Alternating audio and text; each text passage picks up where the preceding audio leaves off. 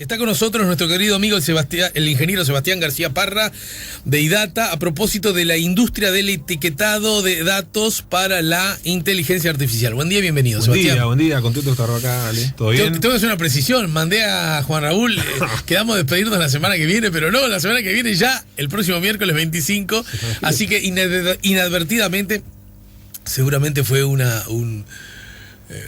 acto fallido, que no estoy dispuesto a tolerar las despedidas.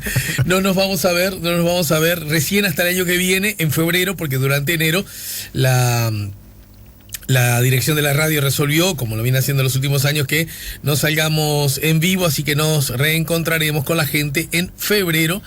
La última semana será la próxima, tendremos programa hasta el día viernes 27. ¿De acuerdo? Muy bien. Bueno, cuénteme qué es esto del etiquetado de datos. ¿Qué es esto? Todo este fenómeno de inteligencia artificial, venimos advirtiendo desde que arrancamos la columna de que es cierto que está desplazando ciertas profesiones o cierta mano de obra que requiere o que implica actividades automáticas por máquinas, por robots, donde ahí la inteligencia artificial tiene un valor predominante. Pero está generando nuevas oportunidades laborales. Es un poco lo que queríamos hablar hoy, que tiene que ver con esto del etiquetado de datos. ¿Y qué es esto del etiquetado de datos? Que ya está empleando a miles de personas en todo el mundo, incluso en Uruguay. Ajá. Incluso en Uruguay, donde hay gente que trabaja de eso acá en Uruguay. Sí, hay organizaciones que están contratando gente para este tipo de trabajo. Vamos a explicar un poco, tenemos que ir a los antecedentes y entender un concepto que ya le habíamos explicado, pero es fundamental, de la inteligencia artificial. Muchos algoritmos de inteligencia artificial aprenden a partir de ejemplos. Por ejemplo, los autos autónomos, para poder identificar un cartel de pare de manera automática, se le tiene que haber mostrado a la computadora miles de carteles de pare que una persona etiquetó y dijo, bueno, esto es un cartel de pare, esto es un cartel de 90 km por hora, esto es un cartel de ceda al paso. Y lo tiene que haber hecho con miles de ejemplos. De esa manera, la inteligencia artificial, el aprendizaje automático, va aprendiendo y logra identificar cuáles son los carteles de pare. Eso se hace en un sinfín de actividades. O sea, los autos autónomos son algo muy a futuro y son algo que nosotros lo tenemos alejado en el tiempo. Pero ya hoy existen aplicaciones en nuestro país donde es importante, por ejemplo, procesar imágenes de manera automática. En la industria pasa que es necesario, por ejemplo, identificar si un camión está lleno o está vacío a partir de una fotografía que se le toma en la balanza. Y eso requiere que alguien antes haya procesado muchas imágenes y un ser humano haya dicho lleno, vacío, lleno, vacío, lleno, vacío, hasta generar miles de ejemplos. Eso se llama etiquetado de datos, etiquetado en este caso de las imágenes, donde un ser humano agrega datos a las imágenes para que después los algoritmos de inteligencia artificial aprendan de ellos. Y el principal obstáculo en el mundo para la evolución de la inteligencia artificial no es precisamente lo tecnológico, es que no hay suficientes datos etiquetados por seres humanos para enseñarles a reconocer objetos, por ejemplo. ¿Para qué? Para ingresarlos a la lógica del algoritmo, digamos. Para que aprenda, correcto.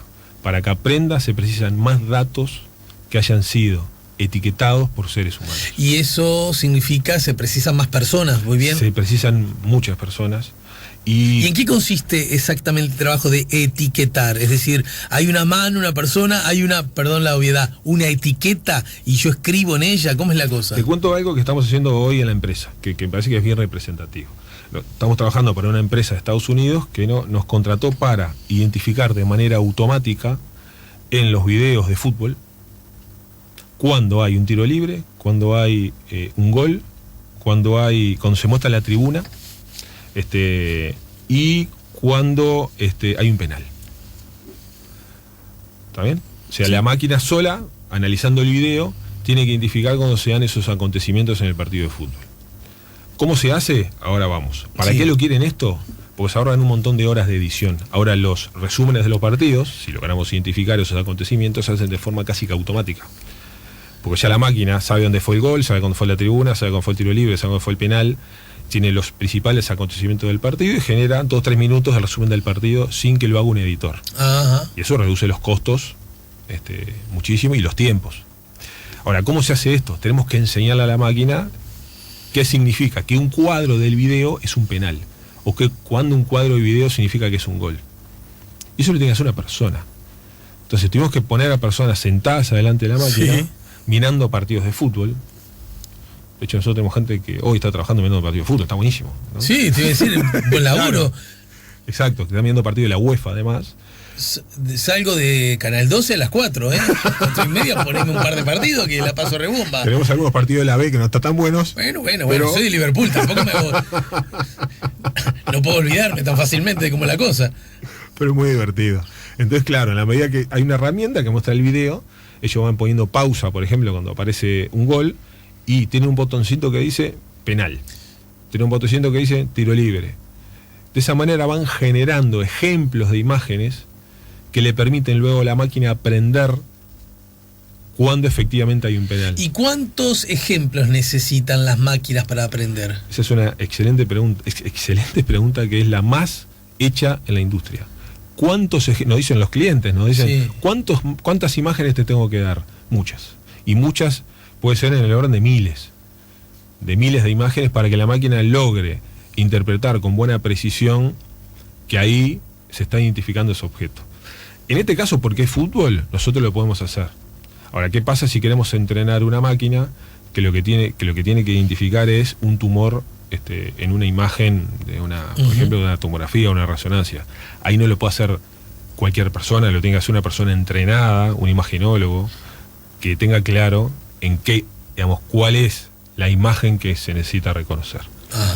Pero en la mayoría de los casos... Pero siguiendo con ese mismo razonamiento, la persona entrenada a nivel de medicina de pronto puede ser un perfecto ignorante en cuanto aún las cosas básicas del fútbol. Exacto. Y tampoco aplicaría para pasarle a etiquetar a la máquina cuando es penal o cuando fue córner. Ni siquiera hablemos del Orsay, ¿no? Déjame contarte esta anécdota que aplica mucho. Nuestro cliente de Estados Unidos nos dijo cuáles son las reglas del fútbol, porque nosotros podremos hacerlo muy bien con fútbol americano, pero con soccer, y nosotros nos elegimos tranquilos, nosotros somos especialistas en esto. Déjamelo a mí. no tenemos problema. ¿Y qué pasa?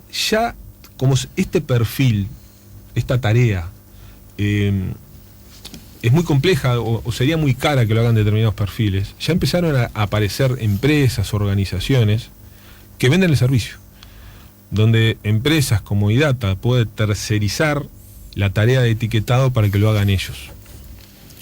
Estamos hablando de una industria, yo estuve revisando algunos números, esta industria de etiquetar los datos es una industria de $150 millones en el año 2018 y para el 2023 se prevé que va a ser una industria de $1.000 millones en todo el mundo, que va a emplear a miles de personas.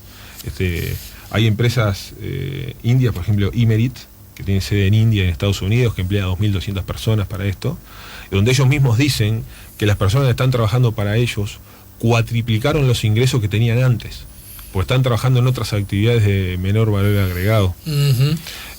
Y también se están acercando a temas tecnológicos, porque de alguna manera se los capacita en varios aspectos. Y hay una organización local que se llama Arbusta. ¿Cómo? Arbusta, que tienen sede en Montevideo, Medellín, Buenos Aires, que están contratando muchos jóvenes para hacer esta tarea.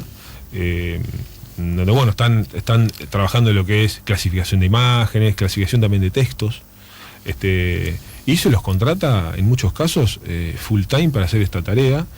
Vienen muchas veces de segmentos socioeconómicos bajos, deprimidos, y acá se les está dando una oportunidad de primero tener sus primeras experiencias laborales, sí, o sea, se les enseña a trabajar, y además a generar de vuelta valor agregado. Ellos después pueden decir, mira, ese comercial de Fox se hizo a partir del etiquetado de imágenes que hicimos nosotros. Uh-huh. O sea, empiezan a formar parte de una cadena de valor, una cadena de producción que tiene que ver con la inteligencia artificial.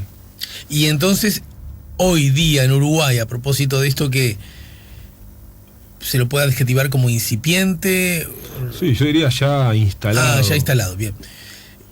¿Cuánta gente, a grosso modo, está trabajando la vuelta? Bueno, Arbusta está empleando, yo estuve revisando su sitio, de hecho nosotros estuvimos conversando con ellos, más de 300 personas para hacer esta tarea.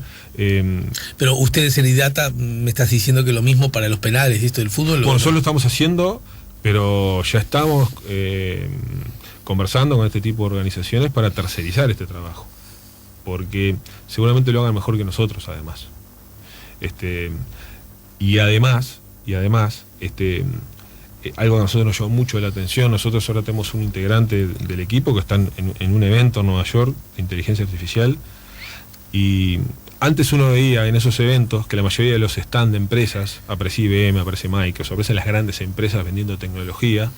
Ahora aparecen un montón de stands de empresas que lo que venden es esto.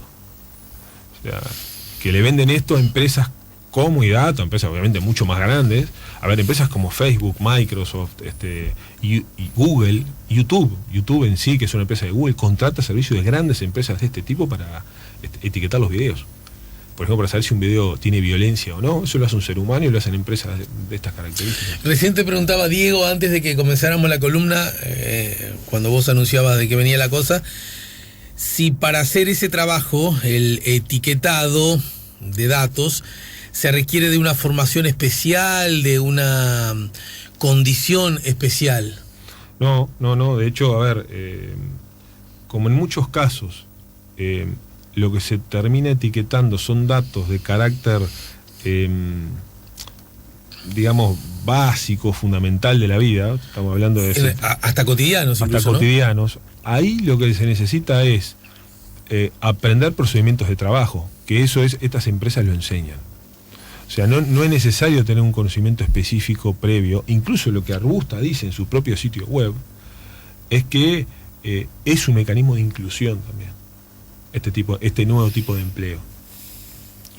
O sea que se están tomando millennials y centennials, que son los más jóvenes, que dejaron de estudiar de repente, y bueno, es una buena forma de que tengan sus ingresos y que vuelvan también motivados al mercado educativo.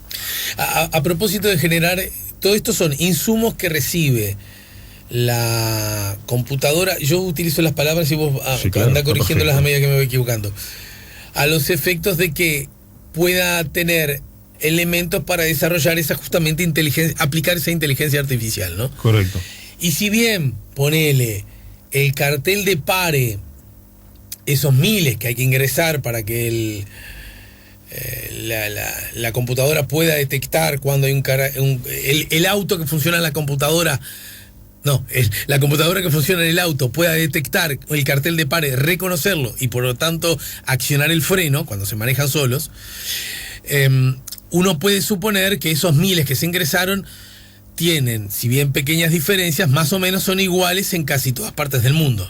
¿No es cierto? Sí. Voy a esto. Hay otros asuntos quizás no tan claros como un cartel de pare, que responden más a conocimientos regionales, incluso conocimientos que tengan que ver con las generaciones de las personas, más jóvenes, menos jóvenes, que hacen que esas inteligencias puedan variar según de qué parte del planeta o de qué momento histórico estemos hablando. Es muy bueno ese tema. Ese tema abre toda una puerta de conversación. Solo dejamos hacer otro comentario sobre el cartel de pare y ya vamos a esto. Sí. Sobre el cartel de pare, a veces lo que pasa es que importa mucho la iluminación, cambia si es de noche, si es de día, cambia la altura, por lo tanto, por más que son todos iguales, sí, cambia hasta la hora del día. Bueno, en realidad es con más razón entonces a la dirección que lo apunto como duda, ¿no? Ahora, ¿qué pasa? Y respondo a tu pregunta con un ejemplo. Con un ejemplo que hoy lo usa YouTube, por ejemplo. YouTube tiene en sus políticas y tiene la obligación como plataforma de prohibir subir cualquier video que incite la violencia. Sí. ¿Está bien? Ahora, es imposible que esto lo haga un ser humano de manera manual para todos los videos que se suben. Está hablando de que se suben miles de videos por minuto. Entonces están entrenando técnicas de inteligencia artificial con videos previamente etiquetados por personas, como lo que estamos hablando ahora, como el tema del fútbol. Ahora, un caso de bullying en Estados Unidos puede ser detectado por un indio. Claro.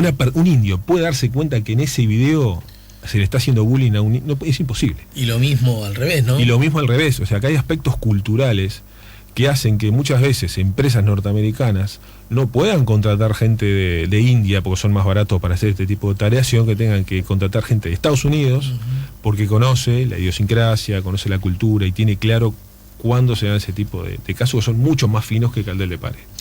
Claro, exactamente.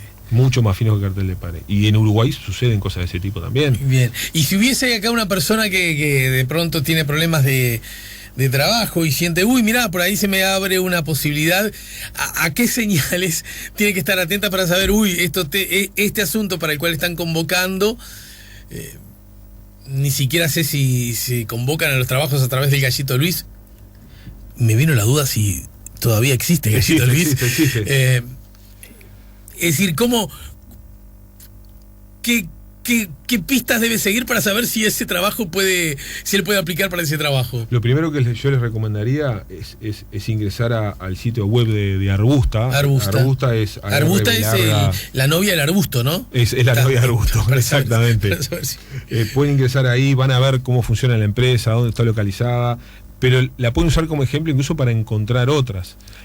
Y está bueno entender que por ahí se está abriendo un mercado enorme que además va a requerir cierta especialización a la medida que pase el tiempo, porque una vez que las máquinas lograron identificar los penales, probablemente que las empresas ya compren esos datos etiquetados y no vuelvan a etiquetarlos de vuelta. Exacto. Entonces, cada vez va a existir mayor nivel de especialización en ese etiquetado de las imágenes. O sea que entrar al sitio de Arbusta puede ser un primer punto de entrada. Bueno, y ahí me imagino, un trabajo que pueden hacer personas de diversas edades, ¿no? Diversas edades, sobre todo se están contratando muy jóvenes, pero a veces se necesita gente más grande para resolver algunos problemas.